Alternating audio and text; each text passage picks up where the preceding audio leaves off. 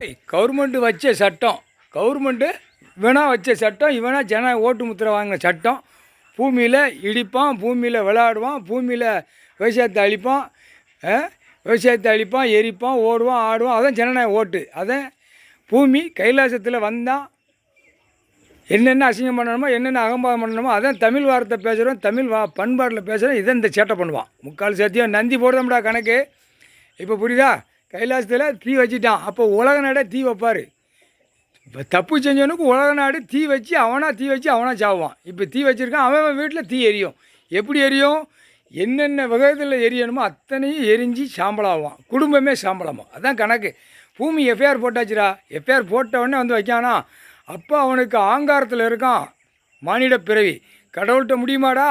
இல்லை, கடவுள்கிட்ட முடியுமா?